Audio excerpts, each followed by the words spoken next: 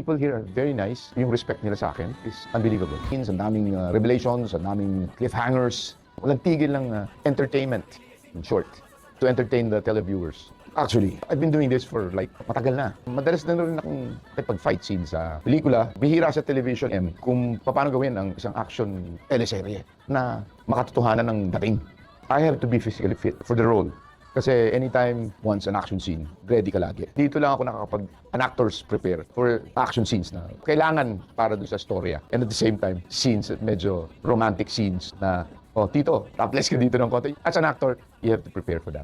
Very nice. Yung respect nila sa akin is unbelievable. And I'm very grateful about that. Maraming salamat sa mga sumusubaybay sa Batang Quiapo. Maraming salamat sa naniniwala pa rin sa mga kakayahan namin, especially kay Ramon. Nagpapasalamat din ako kay Coco Martin for giving me the opportunity magawa yung mga dreams ko na hindi ko pa nagagawa sa mga pelikula, yung mga action scenes na mga ginagawa namin na pinagaganda niya at lalong gumaganda. Daming nag-appreciate sa mga ginagawa namin, sa action scenes namin, sa drama namin, sa mga love scenes na ginagawa namin. And salamat, you guys.